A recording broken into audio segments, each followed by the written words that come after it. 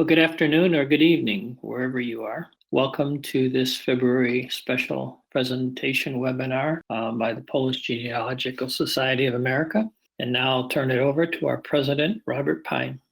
Thank you, Dave. Polish Origins has organized private and custom-made genealogy tours to Poland and some of the neighboring countries since 2004. They are a team of experienced genealogists who serve as the guides, researchers, drivers, and interpreters on your expeditions. They ran several of the PGSA genealogical tours in 2019 and would have again in 2020 if it were not for the interruption caused by COVID-19. Alexander Zawilski has been working with Polish Origins since 2017 as a tour guide, researcher, and research manager. He prepares the itineraries, analyzes family histories of the participating clients, and arranges the logistics for the tour. Before joining Polish Origins, Alexander was a researcher for the United States Holocaust Memorial Museum and Yad Vashem in Israel. I am pleased to present to you Alexander Zawilski. Hello, everyone. Thank you for having me here today. My name is Alexander Zawilski. As Robert mentioned, I work at Polish Origins as a tour and research manager. And today I would like to tell you a bit about the service that we specialize in, private genealogy tours to Poland. A bit more about us at the beginning. So here we are at the annual meeting we usually have in the Beskid Niski Mountains every winter. We actually have another one happening this very weekend. This is not our entire team, just the tour managers and some of the guides. So as Robert mentioned, Polish Origins was established in 2004 by our founder Zenon Znamirowski. Here he is. Originally, it was just him carrying out the tours, and throughout the years we have grown in size and currently are a group of more than a dozen people from different corners of the country. Starting with providing genealogy tours, we eventually evolved also towards providing genealogy research services, group history and culture tours, or live consultations and virtual tours to the villages of one's interest. Besides, we also have an online forum dedicated to Polish genealogy, which grew in size together with us and now has more than 10,000 registered users. By now, we have close to 20 years of experience, have carried out several hundred genealogy tours, and know our country inside out from that perspective. These tours are whatever you want them to be. They are all private, custom-made, and tailored according to your wishes. Thanks to years of experience, we have a vast network of guides, experts, drivers, hotels, and other contacts. Thanks to this, we can provide a full package and take care of your whole stay in Poland from your arrival to your departure. So besides providing genealogy experts who serve as your guides, translators, and drivers, we also take care of all other necessary details like airport transfers, hotels, car rentals, tourist guides and entrances, train tickets, and so on. So it depends on you what the tour will look like. Some people might be interested in a simple drive through the towns and villages of their ancestors. Others might be interested in conducting more research, staying in the area for longer, and visiting local archives and parish offices together with our guides to search for documents there. Many people are, of course, interested in searching for their relatives, which is what we also put a great emphasis on. And on top of that, we often add activities oriented toward learning more about Poland, its culture, and history in general. So you decide what you want to do, but we are here, of course, to assist you with this, give our recommendations, and analyze the feasibility of everything. So the way this works is that we have an online request form with around a dozen questions, such as the dates and places of interest, family names, the preferred type of accommodation and transportation, any potential health issues, and so on. This is to build a framework based on which we will be preparing our proposal for you. After filling out the request form, you are contacted by one of our tour managers who might ask some additional questions and then starts working on our offer for you. Afterward, you receive a PDF document with a detailed proposal of the itinerary and the total cost of the tour. The guides who accompany you during the tour are handpicked from a group of our specialists who are based in different corners of the country. This allows us to provide you with the assistance of people who know the region of your interest, know how to conduct research there, have knowledge of the available resources, have experience in dealing with institutions that store them, and know the language in which the historical documents are written. Besides experienced genealogists, we also have guides oriented more toward regular tourism who could accompany you during your stay in, for example, Kraków, Warsaw, or other cities to show you their historical and cultural landmarks. We always work in pairs on such tours, so the genealogy guides have real-time assistance from the tour manager who prepared the itinerary. This ensures everything goes smoothly as the tour proceeds and that your needs are taken care of. The private nature of our genealogy tours also gives us flexibility. If necessary, we can make changes on the go, depending on how the situation develops. If, for example, during the tour, we learn of new places connected to your family that we did not plan on visiting before, we will, of course, go there. If you change your mind and decide to alter the plan for the day, make any unplanned side trips or stops, that's also possible. The only constraints are the hotels that are booked for that specific day, but other than that, this is your tour and you can freely decide what you want to do, and we are here to make it possible. So where can we travel and when is the best time to visit?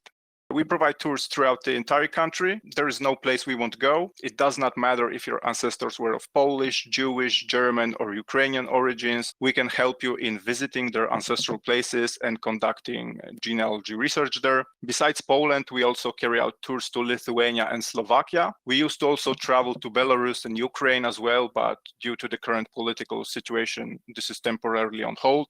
You can come whenever you like. We are available throughout the whole year, but some months are more suitable than others. Our touring season usually lasts from March until late October. As from November, it gets dark quite early and the weather can be rainy and sunless and not that appealing to travel around Poland. On the other hand, some people might be interested in traveling in December to see the Christmas markets, for example. The busiest months are always June and September, so these are the months that often get booked early. We used to not recommend visiting in July and August if one wants to conduct research, as often the archives were having summer breaks. But this changed lately, and throughout the last year, some remained open, so it is always best to consult this with our tour managers. Also, in the summer, there is a chance that the relatives we will be looking for or the parish priests who might help in research have left for vacation. As for the days of the week, visiting archives can be done in most cases only on the weekdays, and searching for relatives is better to be done on weekends when more people are at home. So how does the genealogy aspect of tours work? When preparing our offer for you, we analyze the information you managed to gather so far about your family history to make sure that everything is in order. In some cases, the information might be incoherent, and we can pick up the discrepancies to make sure you will be visiting places that are really connected to your family. As for example, very often there is more than one place of the same name in Poland. You do not need to be a genealogy expert. This is what we are here for. Weeks before the tour starts, all the information is sent to your genealogy guide so that they can prepare accordingly. Both the tour manager and the genealogy guide analyze the accessibility of records, the places where they are stored, and prepare the plan for the research. Your genealogy guide also contacts you before the tour so that you can discuss the plan directly if needed. During the tour, assuming you are interested in conducting research, together with the guide, you visit appropriate archives, either state or church ones, possibly parish offices and registry offices. You research birth, marriage, and death records of your family members, or possibly go through different sources such as lists of inhabitants or cadastral maps. Our guides are experienced genealogists, so they know best how to proceed, where to look for information, and in what order. They either conduct the research themselves in your presence, or you can assist them with going through the records if you feel like it. After the tour, you also receive a file with the guide's research notes from your travel, and obviously, you also search for any potential relatives in the area.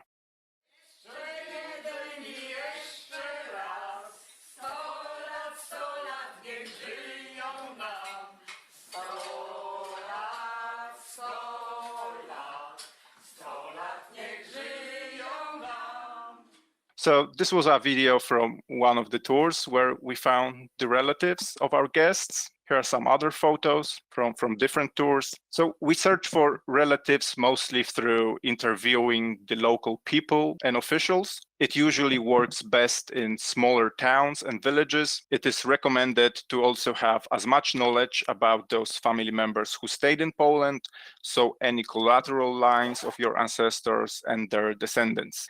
This can also be researched before or during the tour. You also visit parish churches and cemeteries and conduct local investigations. A former private investigator who was a guest of one of our tours recently said that it all reminded him a lot of his work. If we find your relatives, then the guide, of course, helps in communication, interprets for both sides, helps ask the important questions, guides the conversation, and so on. In the former Austrian partition, it is often possible to locate where the family households were located, thanks to house numbers listed in vital records and cadastres from the 19th century. This helps in finding relatives, as often the descendants of your family members still live in the same place.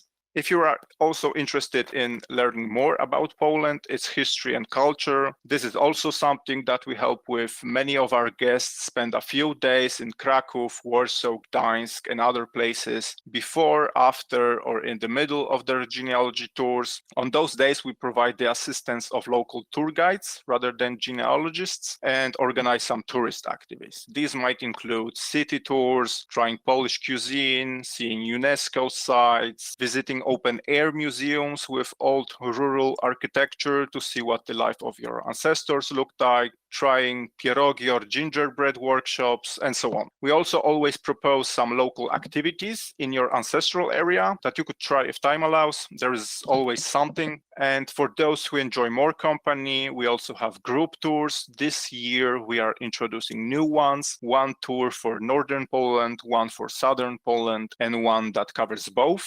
For more information, please visit our website. So far, we have information there about the tour that covers both parts of Poland. Some of our guests decide to combine such group tours with a few days of a private genealogy tour before or after. So this is the service that we are providing, the ultimate experience in discovering your ancestral homeland and learning more about your family. A tour where you receive full assistance and don't need to worry about anything from the moment of your arrival, where your comfort and satisfaction are of the utmost importance and you are taken care of by people who know and love what they're doing. We know how important this is. It's not like any other vacation, and we want to make it the trip of your lifetime. Many of our guests decide to come back or often feel spoiled by us when comparing their tour to Poland to tours around other countries they visited.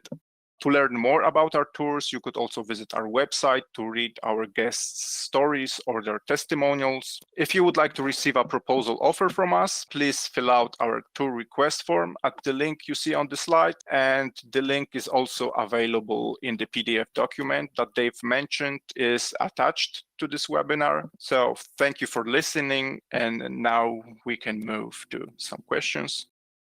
Thank you very much, Alexander. Excellent proposal and outline.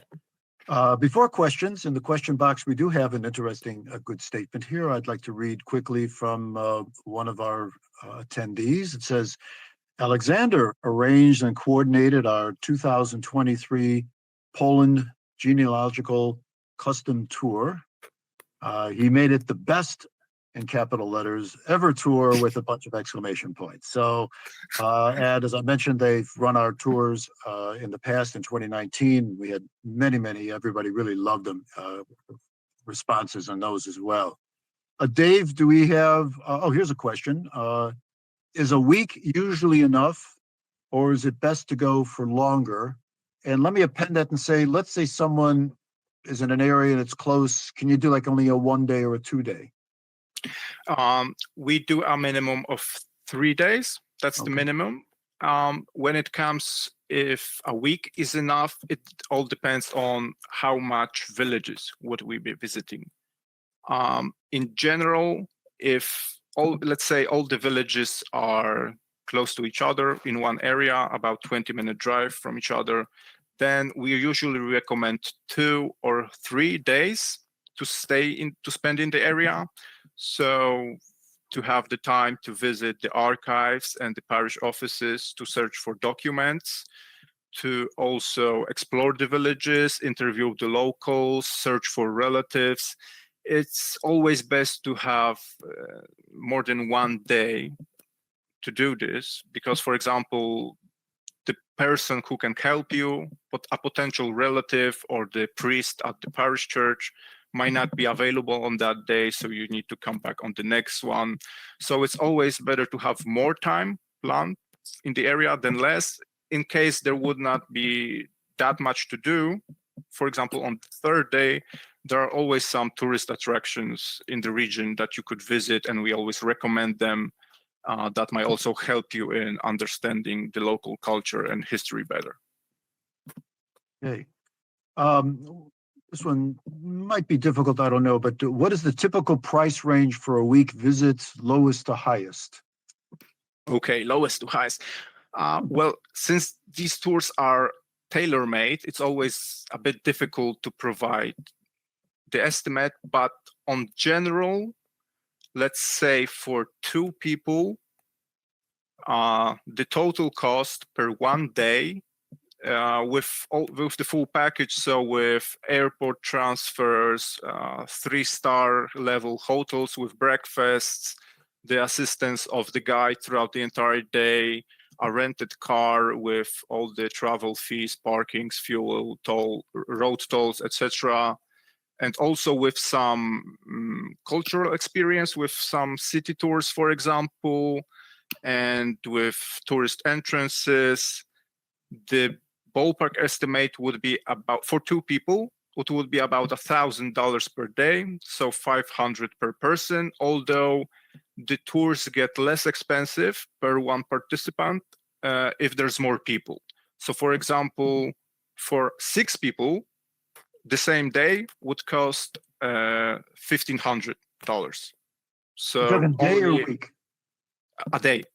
A day, This is okay. all for a day. Okay. So for two people, $1,000 per day, but for 6 people, it can be only $1,500. So generally, the more people, the lesser the costs are per participant, as some of the costs are fixed. For example, the guide's daily rate. It does not matter if he's traveling with 1 person or with 10, the price stays the same for his rate. Okay. And that compares fairly well per person on cruises and so forth. Okay.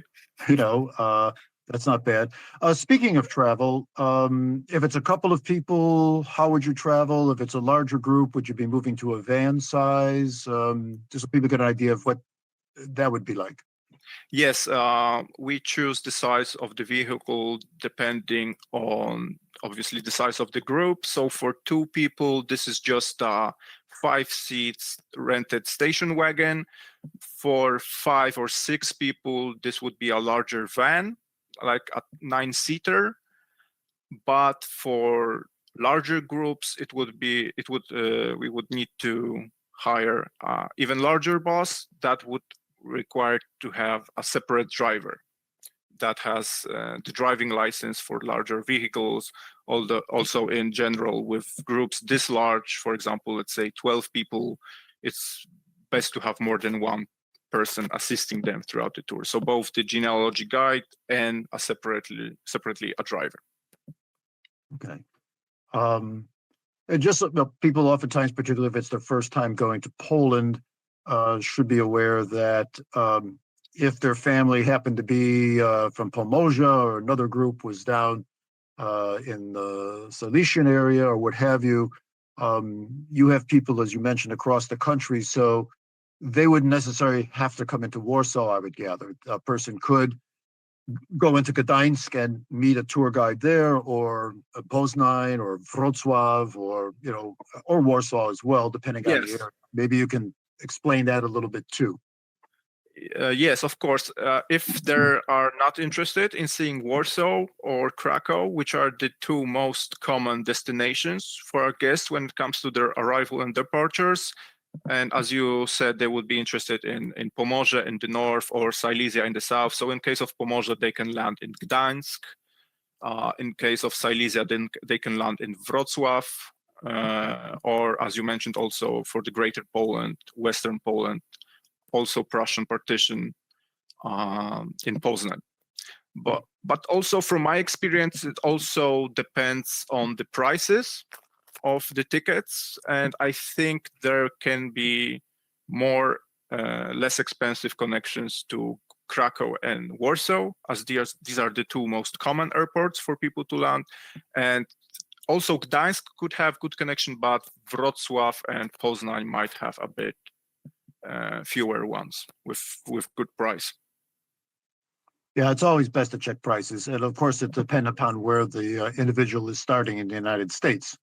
Right, So and if they want to have a direct flight to Poland, for example, from Chicago, or if they want to change the plane somewhere in the middle in Western Europe, usually.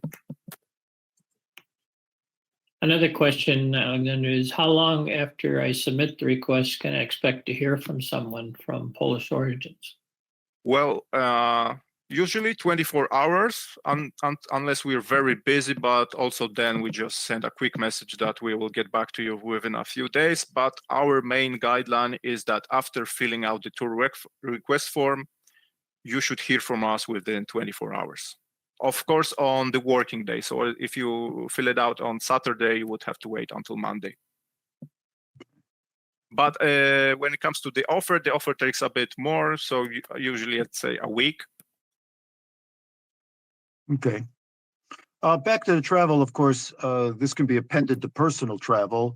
So I would imagine if a person or a group were looking at areas, let's just take, for example, somewhere in the south from Krakow, somewhere in Galicia, but they wanted to see Warsaw or something on their own. I'm sure you would help them, get back to Krakow, of course, and then help them get on a train and if they wanted to do that, and because that would be their own personal travel. So maybe you can explain how a person either before or after personal travel can append, the genealogy tour with Polish Origins. Yes, we definitely can assist also on those days that are not spent on genealogy travel, that on the days that have no assistance from our genealogy guide. So this is fairly common that someone wants to, for example, as you've mentioned, go from Krakow to Warsaw to spend some time on their own.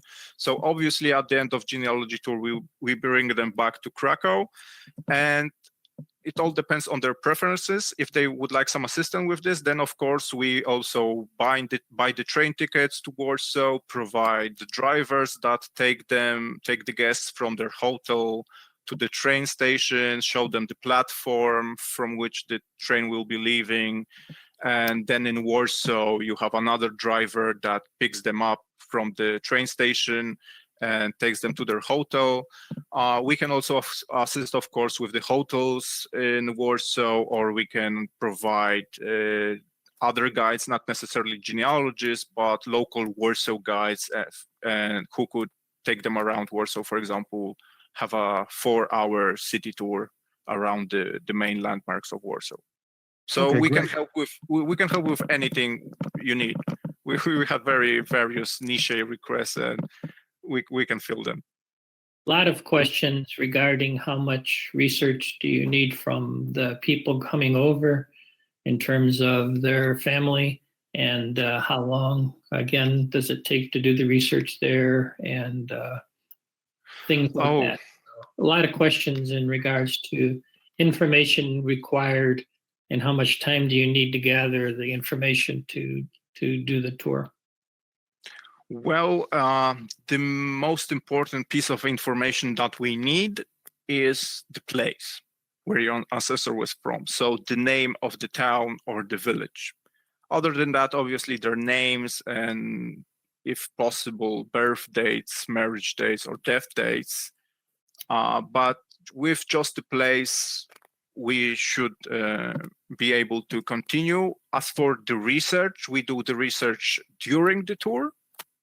We expand on this during the tour, but if there's any wish for it, we can of course conduct it before the tour so that you will have more information, possibly some new places discovered during the research that you will be visiting during the tour, maybe some relatives already found, but these separate research services before the tour are paid extra, and the cost for 1 day of research, that 1 10-hour day of research, is $750 for that day. But obviously you do not need to hire us for that research. You can simply do it during the tour. And as for how much time, years. From my experience, genealogy is a never-ending journey. There's always something that could be done. There's always one additional line that perhaps could be more research could be spent on. Also, when we exhaust, for example, all the birth, marriage, death records, the parish church records, there might be some other sources like lists of inhabitants, cadastral maps that might help in narrowing down the geographical position of where the house was located. This goes on only in Galicia, as I've mentioned during the presentation, because only in Galicia such documents are available. So yeah, we have people who, for example, purchased already 12 days of research services, and they don't seem to want to stop anytime soon. And there are people who came back and had another tour or a third tour. So yeah, it all depends on how well you can manage your addiction to genealogy. Okay. An easy question. Is there a charge to obtain a proposal? No. Everything is free of charge. The analysis of your genealogy data and us preparing our offer for you, it's everything free of charge. So we prepare a detailed plan of how the tour could look like, and then send it, of course, all the costs specified directly on that offer, and then you will decide if you want to proceed or not. And this is free of charge. Now for the difficult question. It looks like the Russian-Ukrainian war will drag on for potentially many years, what have you. What might your criteria be for reopening the possibility of doing some guided research in the Lviv area or any part of Western Ukraine? I think we wouldn't want to take the responsibility for taking anyone to Ukraine during the war. We do have guides that could do it openly, but there's always 1% chance that Lviv, Western Ukraine, also has its share of bombings, not that often as the other cities, but there is a chance that something will happen. So I wouldn't recommend traveling there unless you're really determined, but the risk might be too big to do so. Yeah, agreed. A visa, of course, there was a question about that. There's no need for a visa to Poland if you have a U.S. passport. Yes, although unfortunately the EU is planning something. Yes. As far as I remember, it's called European Travel Information and Authorization System. Mm-hmm. So they planned to introduce this year, but they moved it to the next one. So for 2024, there's no visa requirement, but in the future, it might be that you need to electronically submit an application that you will be traveling to Europe. And then the cost is, as far as I remember, something like $8. And then that permit is valid for 3 years. So you do not need to do it, just before the tour. You can do it in 2025 and travel with this authorization in 2027. But so far, there's no details about this. So as you said, there's no visa requirements right now and until the end of this year. And from what I've read about it and from some things from the EU, it would appear to be something like anyone who traveled during the COVID period, where you had to answer a bunch of questions, you had to upload your COVID vaccination record. It's just another piece of EU bureaucracy. Yes. Unfortunately, I don't find it useful. It definitely will make it more just a bit more difficult for our guests to travel to Poland. Well, it concerns as far as I know, it concerns simply every other country that's not part of the EU and the Schengen zone within the EU. Right. How about the Minsk, Belarus area? Someone is asking. Could you explain traveling to Belarus?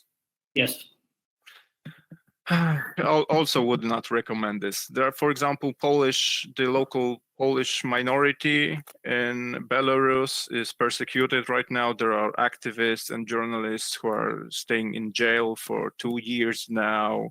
So personally, I don't think it would be that dangerous, but there's always also risk that you will have problems with the local KGB because they still have KGB there. So not that friendly. Also, you can hear from Belarus almost weekly announcements that Poland is planning to invade Belarus, that we want to take their lands and stuff like that. So not a friendly climate to travel in at the moment, at least when it comes to the politics, because people on the ground are obviously just regular people who don't want to have anything with it in common. I am a professional genealogist and have found many of the records you were referring to. I have birth, marriage, death records in several places. Would you need more than these, or are they okay to start with? And I gather he's asking about getting more depth with those records and maybe looking for other things. Well, many of our guests don't have a single birth or marriage record from Poland, so we are also able to work with that. So yes, there's obviously no problem. As I've mentioned, we need the place and the name, and that's enough for us to organize a tour. But also, obviously, if you have already all the birth and marriage death records figured out already, then we can try to search for any other documents, non-metrical ones in the archives that could possibly help expand the knowledge of your family history. Person asked what one of the things I was going to bring up. Their question is, how open to research are the parish priests? I've heard that it can be pretty hit and miss. My extension of that question would be, because of you being a Polish genealogical, do you have any extra leverage with the parish priests who are not open to just have people knocking on their door? Yeah, it's a hit or miss with the parish priests. It's a lottery. You never know who will you find at the parish church, if they will be helpful. Some priests are wonderful. They go out of their way and assist with this as much as possible. Some priests can be bothered to help at all. In some cases, we have parish churches that we visited already, so we have established contacts with the parish priests. So in that case, it's a bit easier for us. But what I found, and many of our other guides and tour managers found the most useful, is that you are actually there in person. So when we knock at the door of the church and we bring with us a person who traveled thousands of miles just here to this village to learn more about their ancestors, it's much harder to say no to such a person.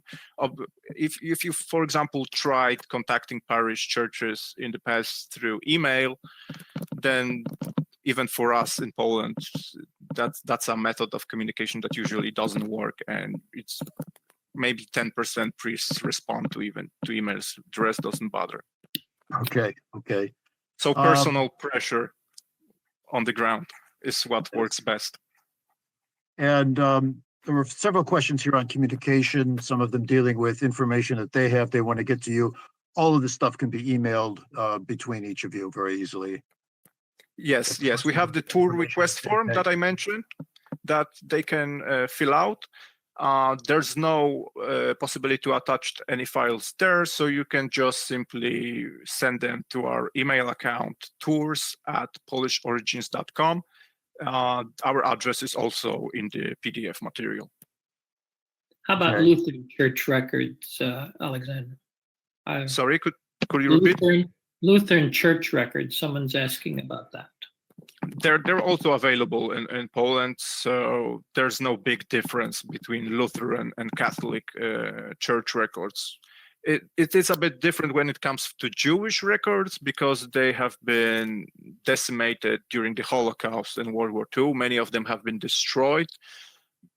Although also it can happen in case of Lutheran records because when in 1944 and 1945 the Red Army was sweeping through Poland towards Germany, the local Germans were persecuted and many Lutheran churches were destroyed.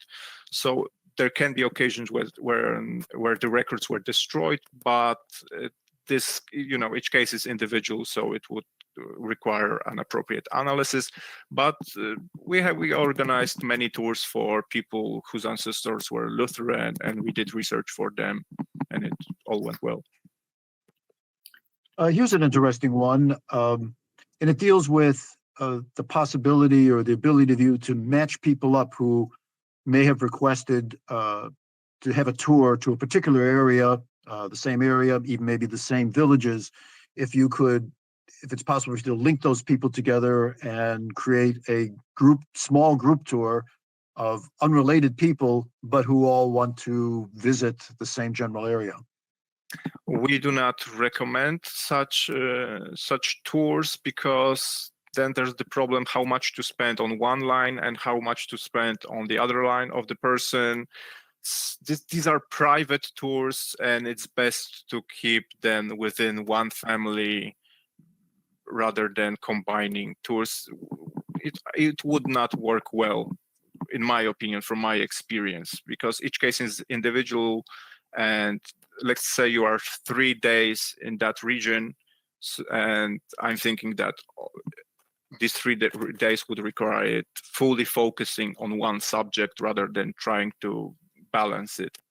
Okay, makes sense. To do it properly, it would simply require just prolonging the stay in that area, pretty much double it, which then would not be that much different from just simply getting a tour on your own, your private one, rather than combining it with someone else.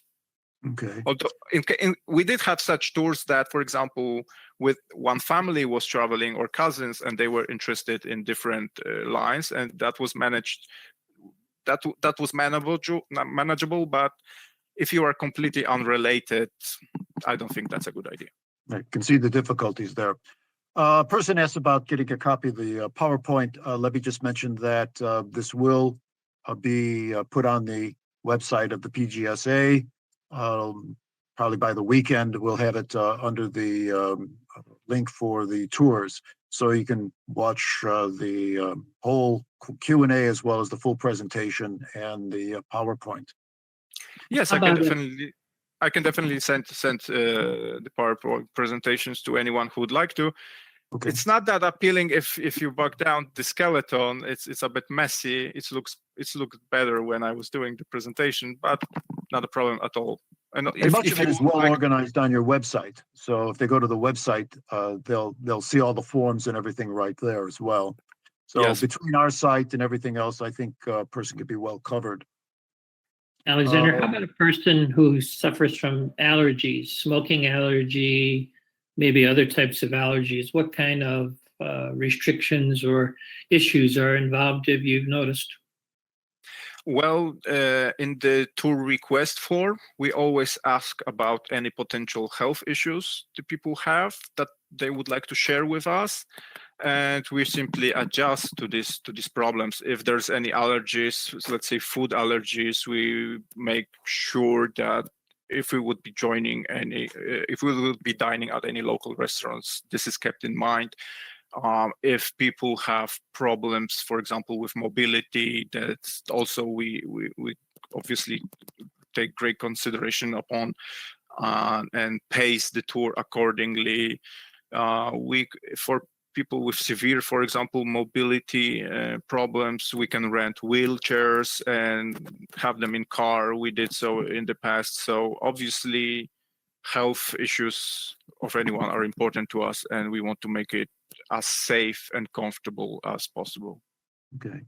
As for the smoking, it's obviously hard to avoid if someone is smoking on the street, but hotels obviously have all non-smoking rooms. Then you cannot smoke there. So there's no risk, for example, that someone smoked in the room that you will be staying later.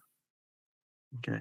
Are you able to find ancestors who went missing or so forth during World War II? Well, of Maybe course, not on a tour, but I mean, I'm also thinking here they may be asking relative records that might exist in the military files and so forth, just as on your research only side. Yeah. Yes, of course, each case is individual, so I don't want to say that we can find them in all the cases, but yes, there are appropriate databases that can help with this. For example, there is a website that you can use yourself. It's named straty.pl, straty.pl, and this is a browser database where you can put the names, and this is a database of people who were repressed by the Nazis during World War II. So often there is some information interesting there. If the people were, for example, forced laborers in Nazi Germany during the war, then there is a great archive in Germany, Bad Arolsen. They have a database of their own, and also some documents could be found there about the people who were displaced after the war. Also military archives, if there are any military records for that particular person. But yeah, each case is individual. So it purely depends on the family history. Right. And let me add, on our website, under surname databases, and then go to Poland, there is one there that also refers to some access we have for police officers and similar kinds of individuals who were murdered or disappeared under the Nazis and so forth. And that would be in Pomerania in northwestern Poland. So there is a variety of information available in these different categories. There was another interesting question here. Let me find it. Oh, yes. And this gets back, I think, to the concerns in Ukraine. Are there any concerns or restrictions to travel to the Rzeszów, Przemyśl area? No, there's not. In fact, Rzeszów airport is probably the safest airport right now in Europe, because it has a heavy presence of American military there and the Patriot system. So this area is the main hub for any material support for Ukraine. I mean, military hardware. So that area is fairly protected since the beginning of the war. Okay, good. The individual who asked about the World War II and so forth appended and asked about being sent to the gulags under the Soviets. Let me start by saying this. From my own family, Polish and Polish-Lithuanian, I discovered, I found relatives in both places. I discovered that my great uncle was one of the deportees to the Gulag under Stalin from Lithuania. And there is an excellent museum there, the Museum of Occupation, that covers the Nazis and a lot of the Soviet era. And it's in the building that was the headquarters of the NKVD, which then became the KGB. Long story short is they had his complete file for his arrest, trial, and conviction. And my relatives in Lithuania did not even know about that. So I guess adding to this would be, is there something similar somewhere in Poland that would deal with those types of deportations under the Soviets? Yes, there is a museum of deportees, Soviet deportees in Białystok, for example. Mm-hmm. And there is also another database online, which has, I did not find always the information I looked for there, but there's also a database that has information of some of the deportees, where you can find, for example, the specific date of their deportation to the Gulag system, where they lived.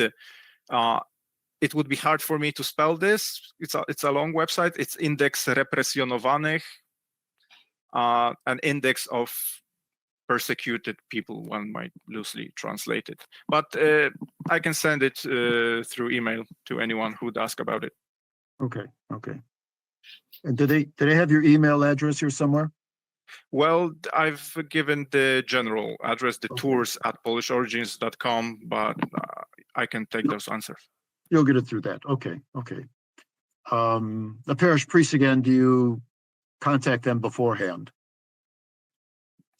There are different schools of thought actually between our guys here. But yes, if you would like to, we can contact them. Some people think it's better to come unannounced because it will make a bigger surprise and the priest will not be able to say no. In some cases, if the priest doesn't want to work with you and you just call him and announce that you will be here, he just sadly to say will leave for that time or not open to you, or just say when you announce that I've already said no, so why are you coming here again? Sadly, not all priests want to help with this, but if you would like to, yes, we can, and some of our guides, as a standard practice, they do contact parish priests before we come.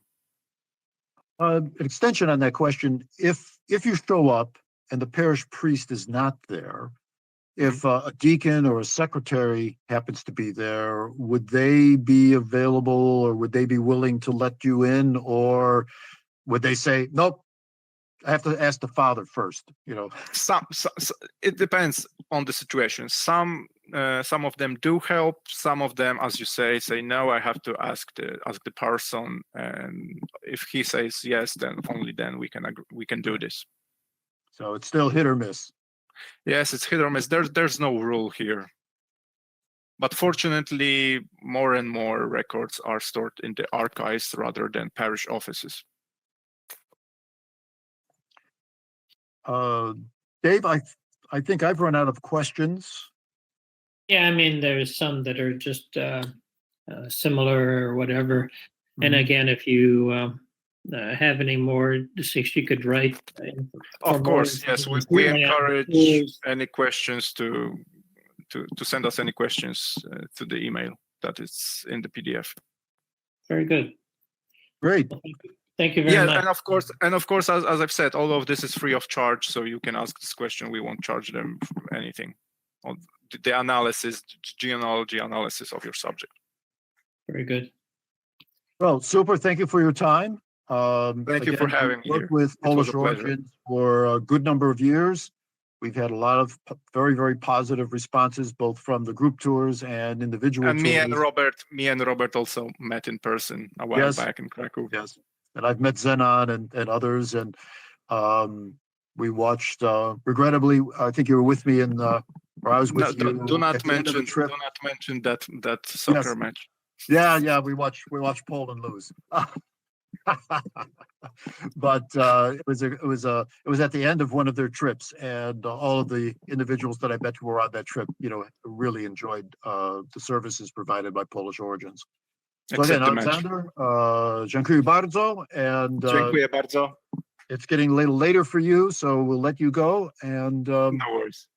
You can contact Alexander. You can always write us as well, where we might be able to help. And hopefully everyone can enjoy the wonderful and beautiful experience of going to Poland. Have a great day. Have a great day, everyone. Bye-bye.